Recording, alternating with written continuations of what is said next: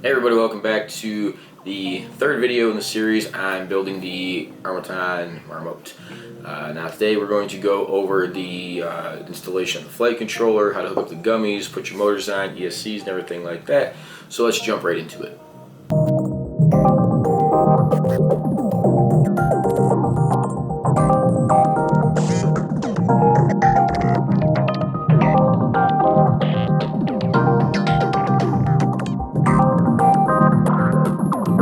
Hey everybody, welcome back. Today we are going to do the second part of the Marmotte build. So far we've got the frame assembled here. Today we're going to go ahead and we're going to put on the motors, the flight controller, and the camera. First step up, we're going to go ahead and put on the motors. These are the motors that came with this. These are the Marmotte TOA premium motors, 2150. They are 2306 4S motors, and this is the 4S build. So we're good to go. What we're going to do is we're going to put the motors on to each arm here with the included hardware pack. One thing I do want to point out real quick is that, courteously enough for the company that made these motors, they gave us 3 different lengths of screws. So building this, just make sure that whatever you're doing, that your bolts, your M3 screws, do not come past the base of the motor. Make sure there's enough to thread into it at the bottom there, but do not let anything come up past that and touch any of the wires. You will have problems really quick. Once you have everything hooked up, it should look like this. All 4 M3 bolts on each motor, nice and neat, nothing showing in between the bell and the top of the motor mounts.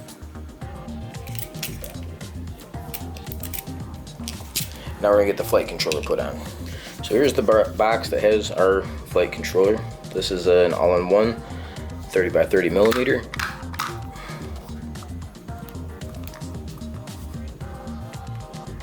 This is a CL Racing all-in-one flight controller.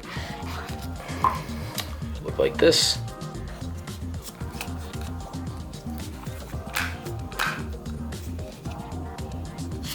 Just get a hold of the foam and pull it out.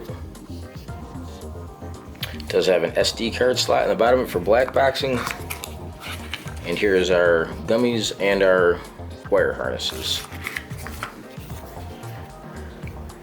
One thing I am going to point out on this real quick for you, in case you're not familiar with this is your first time building a drone. Normal flight controllers will always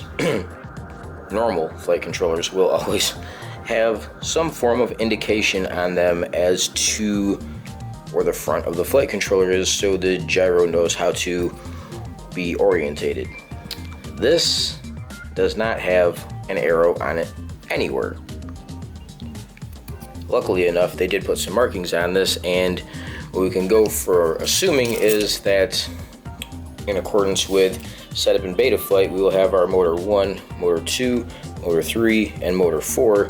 So we'll just look for our ESC numbers on the side of it here and go from there. So you can see right here, we have our ESC1, ESC2, ESC3, ESC4. If you cannot see that, your ports will be on the right hand side of the drone with it facing forward. So we're going to take off our little nuts on the top here.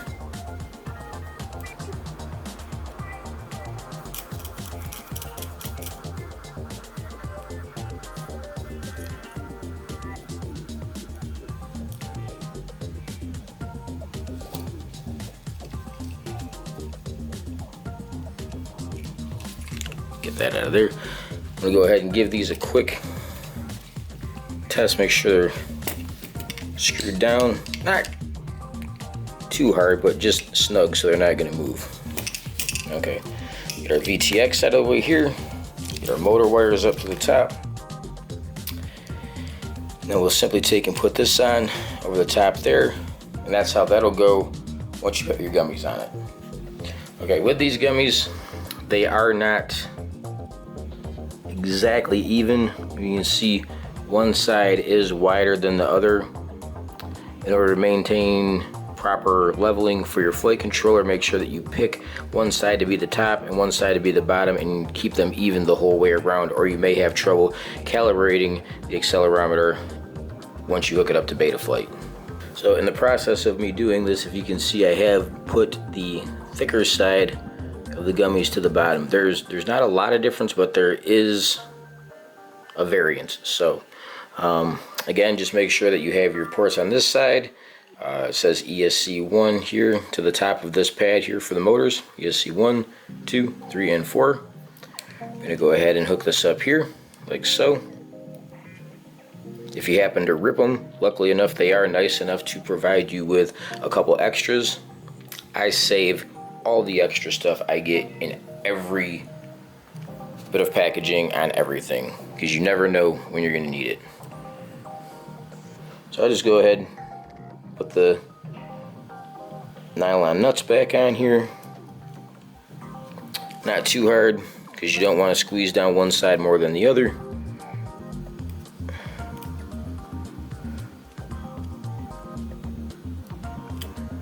I just set it up if you can feel it. I'll bring it down just under flush with the M3 screw.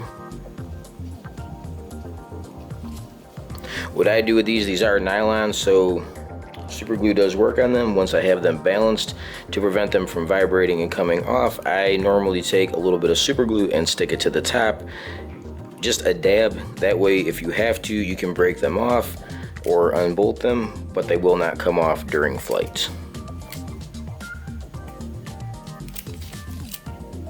There's the flight controller. We have our VTX here. Now the next thing I'm going to do is I'm going to use some two-sided tape, just a little bit, and I'm going to set up the ESCs where I want them so I can get the wires for the motors cut accordingly to have them soldered on, and then run the ESC wires to the motor. So I'm not going to actually do anything at this point with this, but I'm going to mount up the ESCs for the time being. I'm going to peel this off in approximately a 3/4 inch square. Cut it like so. I do not plan on using this long term. I just want to have everything lined up where it's supposed to be. So I'm going to take and cut this down into smaller pads, and then just stick them right in the center of the arm. That way my ESCs have something to rest on while I'm getting everything set up for trimming the motor wires.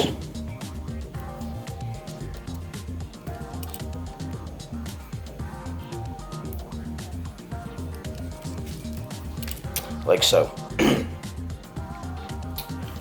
So here are our ESCs. We have 4 of these. These are our 35 amp, or 30 amp Marmotte 2-6 SBL Heli S ESCs, as it says right there on the back. We have 4 of these, and we're going to hook one up to each of the motors.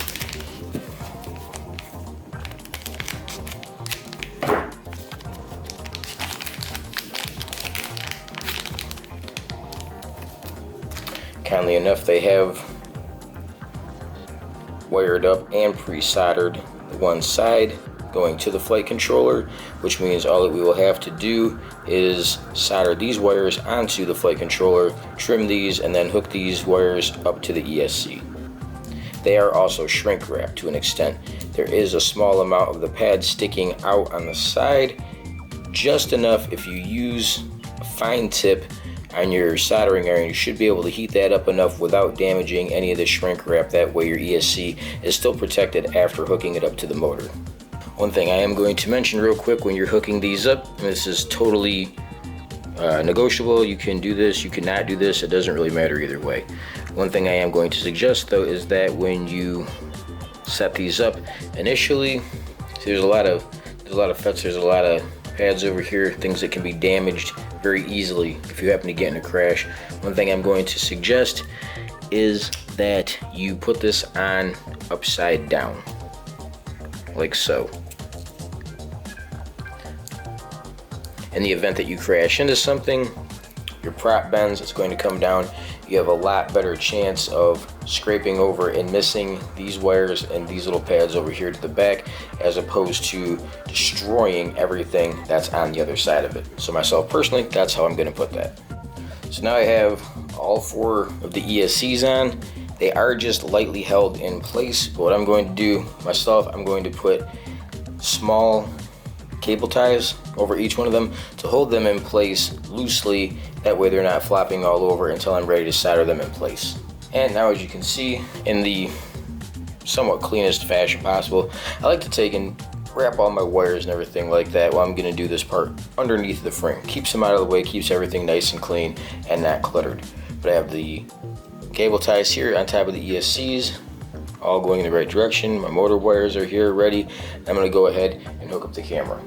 First thing we're going to want to do first is take off the top plate for it. That way we have access and we can get in there nice and easily. So now we have the top plate off. We remove the 4 screws and got that out of the way. Now we're going to get the camera in. Now the camera that they send with this, you read here, this is the Foxeer Predator 5 Mini Super WDR FPV camera, resolution 1000 TVL, has 14:3 or 16:9, has a CMOS sensor, lens system is 2.5, PAL or NTSC. The color of this is black, and the input is direct current of 4.5 to 20 volts. So if necessary, based on what this is, it could be wired up direct current or direct battery voltage if you have to do that. Build time name is Crosshair. This FPV also has OSD available on it as well.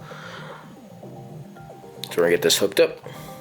So here in front of the drone, we have everything out of the camera box. Up here, we have the camera itself, we have our wiring harness, we have our hardware, we have our menu control button here, and we also have our bracket. Now this bracket here is not going to fit inside of there because it's meant to fit directly over the camera, so we can just get rid of that.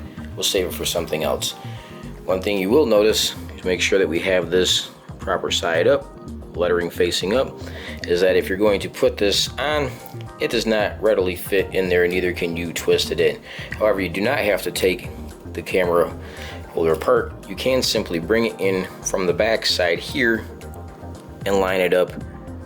The case for it will actually hold it in place while you put on your hardware. Okay, so there are multiple ways that you can bolt this up, as to the fact that there are multiple slots. You can also use a mini. I'm pretty sure you can use a micro cam on this.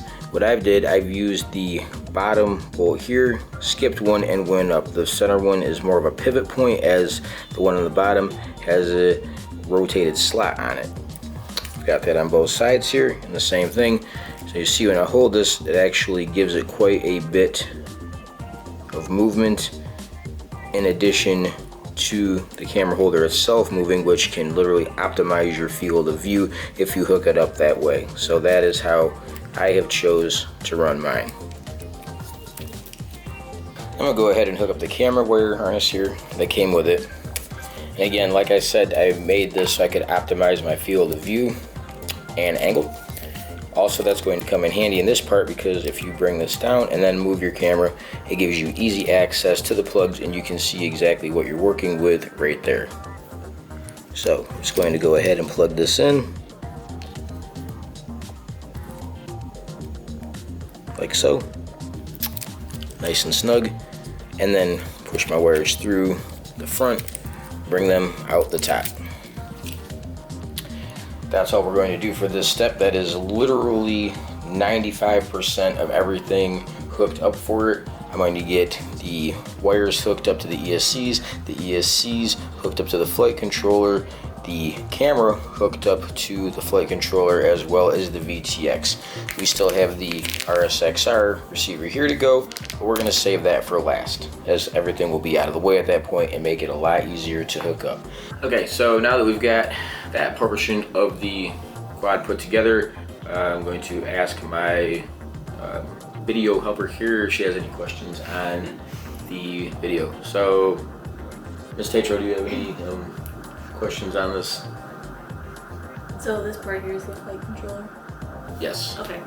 When you're putting it in, and you said you're putting the ports on the right side, do they always have to be on the right side, or does it not matter? That's, I'm pretty sure, a variable. As long as your ESC1, your ESC2, your ESC3 are in the correct order, lining up right out the rip, you are good to go. I'm sure there's some on the left, there's probably some on the back also. But that's just how this particular one is. Yep. Yep. And then the gummies, there's the thick side and then the thin side. Yep. Like if you put one opposite from the other and then it's crooked, how does that affect it when the drone technically, I guess, itself is straight? Okay, so if the drone itself is straight, but the flight controller is not, then it's going to more than likely probably take off and veer in one direction or the other, depending on how you calibrate the ESC. Also could mess with your PID tuning. The drone itself being flat and straight and having a crooked ESC is definitely going to mess with the overall operation of it, because even though it's sitting like this, the flight controller thinks it's sitting like that. That's a step that we'll get into at the end in the beta flight part of this build series. Cool. That is all the questions I have. That's all the questions she's got. Pretty valid questions, pretty good ones. So here we are yet again, the third video on this Marmotte build. I hope you guys like this. We'll have another video up soon. Thank you for watching. Please make sure to hit the like and the subscribe button on this. I know this isn't the greatest video series or anything like that, but I'm hoping I can help some people that are trying to learn, and that's basically what the whole idea of my channel is for. So thank you again for watching. We'll have another video soon.